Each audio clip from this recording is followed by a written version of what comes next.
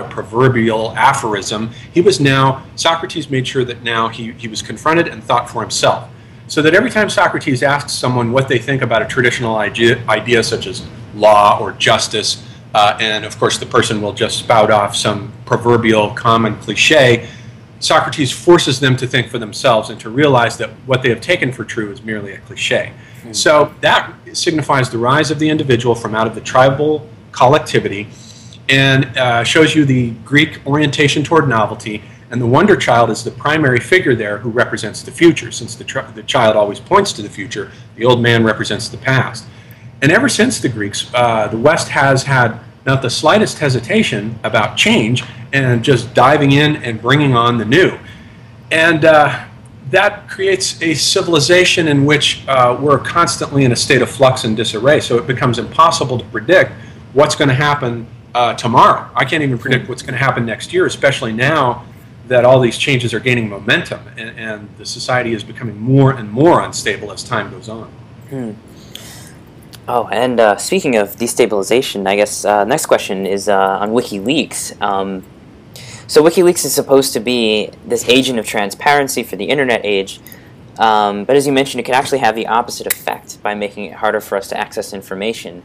I don't know, security walls may go up more and information may not be as easy to access, things harder to hack, I don't know.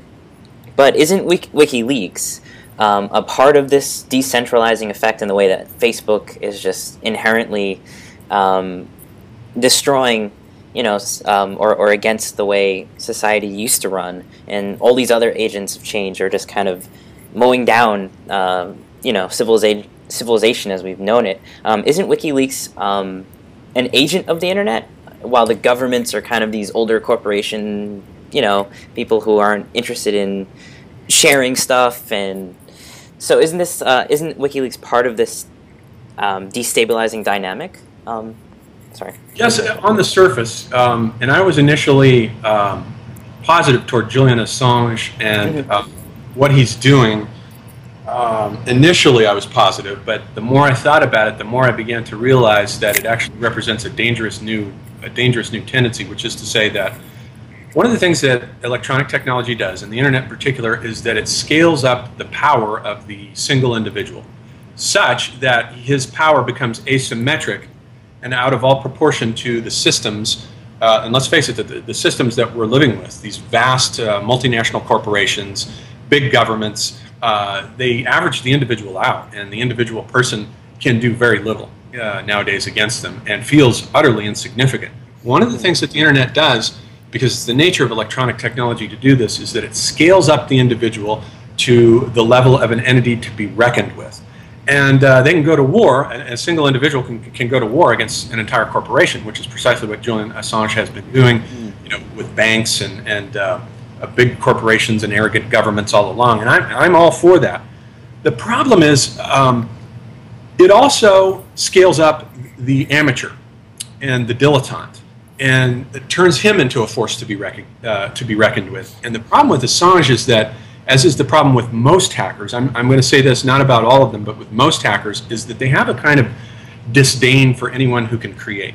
Most hackers are destroyers. They like to go in and sabotage systems out of a basic resentment that someone else has the creative power to create systems, whatever the system is, whether it's the internet or years of cultivating diplomatic relations with other countries. All those are forms of creativity, and the hacker just loves to destroy these things. He loves to go in and he gets a sadistic thrill out of messing up work that people have devoted their entire lifetime to.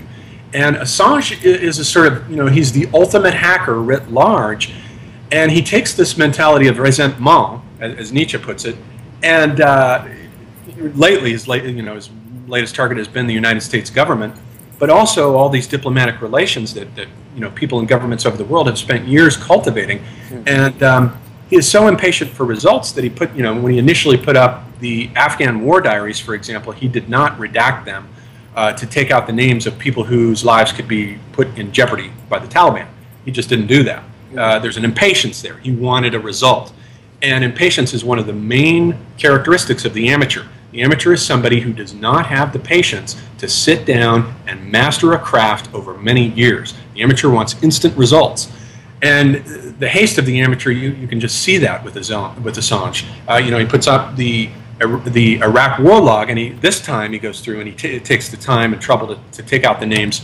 So he learned, but the delight that he takes in messing up, you know, diplomatic relations and in exposing secrets at any and all costs, no matter what the cost is. And it seems to me that there's a certain indifference and insouciance about him to putting people in danger. I don't think he cares that people have been put in danger. I don't think it matters the slightest bit to him. He's only interested in having a personal effect, making a name for himself, and seeing himself writ large as a celebrity. Well, the internet is a new tool that enables nobodies to become somebodies. It has an asymmetric, you know, it's an asymmetric technology. It's nonlinear. So it's fascinating in that respect. But I think the ultimate effect of this is that, you know, you have to consider the scenarios that it also reduplicates the ancient war scenario, right, where you have the city and the battlement is a technology of obstruction, and then you have the invading army that's approaching it is based on a technology of ballistics and destruction. And basically what Assange is doing with the internet is the same thing. The internet is this vast information castle, and Assange is taking on the role of the nomad, or the invading army who besieges its walls and gets in and causes all kinds of problems. Now, the response to that is to invariably build better battlements, bigger ones, stronger obstructions, walls get thicker, archers are placed more strategically. The same thing will happen to the internet as the authorities respond to such attacks by making it more and more difficult for hackers to do what he has done. I guarantee you that the future of the internet will not have the same kind of freedom that we take for granted on it now. It'll slowly tighten up as corporations centralize its power, and as governments, you know, put in new restrictions. You know, if the internet can be unplugged, if a government has the power to just unplug the internet instantly, well, all that can come crashing down immediately. So attacks like Assange's may not be a good thing. On that last point, is it possible that this might be, I guess, a future human rights issue in the same way that people are pushing today, like the struggle with, for instance, our government having, the United States having a kill switch. There's organizations that are trying to prevent that from being in the government's power. So I guess my question is, do you think that there'll be some kind of political struggle to keep the internet decentralized? Or do you think that in the end these corporations will more successfully be able to control it, at least to a degree which you think is more than today? Yeah, I think it's inevitable. Eventually, the power of it will become more and more centralized.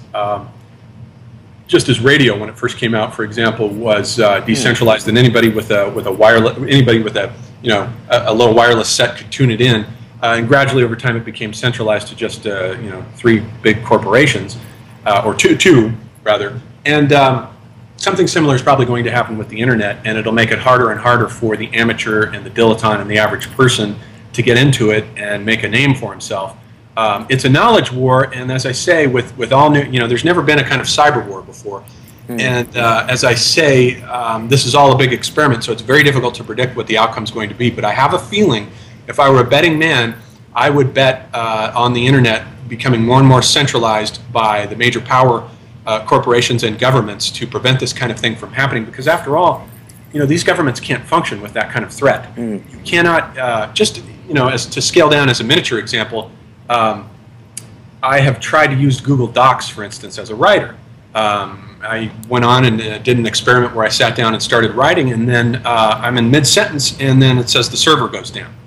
So the server's down, I'm in mid-thought, and here I am basically trusting my knowledge to an unstable database. Well, I can't have that, so I had to shift back to Word, to Microsoft Word, which is a stable system. Google is not based on a stable system, Google Docs anyway, and writers can't write on it. It may work for short-term assignments, journalists doing small articles or whatever, but it doesn't work for. They obviously did not consult writers when they designed it. So, because it's like writing on quicksand. You're on an unstable system, and governments can't function this analogously. They can't function if they have that kind of a threat to them, where some hacker who just wants to make a name for himself and is motivated primarily by resentment at the achievements of others, comes along and destroys their whole system, spilling out all these secrets, and they lose their power, and suddenly they put people's lives in danger. They can't have that. So it's not difficult to figure out which way the future is going to go. Okay, and on that note, could you explain what you mean when you say that history is at an end, and how has the internet changed our sense of time and location, or should I say erased? Well, the end of history is a phrase that everybody immediately thinks of Fukuyama's book, The End of History and the Last Man, but he meant it in a sense that's different from the way I'm using it. The way he meant it in there is the way Hegel meant it, and Hegel's interpreter, Kojève. And what it meant there was simply that once the nation-states had come up with liberal democracy as the final, indisputable, best form of government, then there need be no other wars contending which was the best way of life. And as far as Fukuyama was concerned, with the fall of the Berlin Wall, liberal democracy basically now, at that point, this was in the mid-90s when he wrote the book, no longer had any major competitors, and it was clear that more and more governments throughout the world were converting to liberal democracy, and it looked like that was the final and no longer disputed form of the best possible society where the maximum amount of human rights and freedom is respected, so history's over, in that sense. Now, the way I mean it when I use it is completely different. For me, history ended with World War II, in which the great nation-states finished their centuries-long war that began way back with Charlemagne and has been ongoing ever since, especially between France and Germany, with Britain and Italy and the other satellite states basically as satellites around the central conflict between France and Germany. And once that was resolved in World War II with the defeat of the Germans and their shifting over to an economic way of life, and then the French shifted over to become the main arbiters, as the Germans had been. Up to that point, they had been the primary architects of the Western mind. You know, from Goethe and Kant on down through Hegel and all the great German philosophers through Heidegger, and then Heidegger makes the mistake of joining up with the Nazi Party.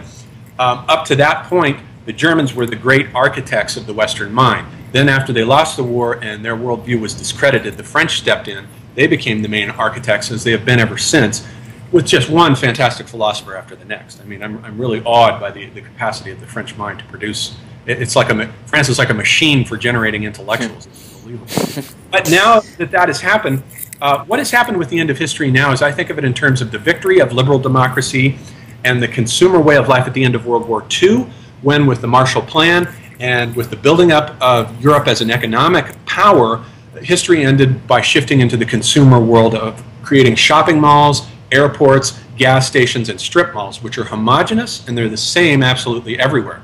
They're what Marc Augé calls non-places, because they don't take into account the culturally specific history and traditions of the particular local places where they spring up. A gas station is a gas station, right? An airport looks the same whether it's in Tokyo or Denver. It doesn't matter. But this is a non-world. Basically, you know, it's a world of non-places. It's a world that exists outside of history now because none of these places are embedded in history. That is to say, they don't take into account any sort of evolution of culture forms. They're generic. And history, in terms of the evolution of our architectural and artistic styles, just as Walter Benjamin said that, you know, a work of art has an aura because it has a past. It has a richness and authenticity to it that mechanical reproduction cannot duplicate and actually strips away from the work of art. Well, that's the same thing with these non-places. They're historyless. They don't have histories, and nobody would be interested in knowing what their histories were anyway. So, but we're turning this now into a global civilization, a non-world that is slowly sheathing and encompassing the entire planet in this dead, historyless world where consuming and shopping seems somehow to be what the human being does. You know, ancient Greece, the human being thought. You know, that was the idea of what a human being did. The human being thinks. The human being is reflective. Nowadays, the human being shops. That's the new definition of what it means to be human. You shop. And if you don't shop, you're nobody. So history's over. In that sense, it's come to a standstill, and we now exist in an eventless world where events sort of take place that have no real significance for the evolution of the culture because the main political and governmental and cultural forms have already been established. They've already been worked out. And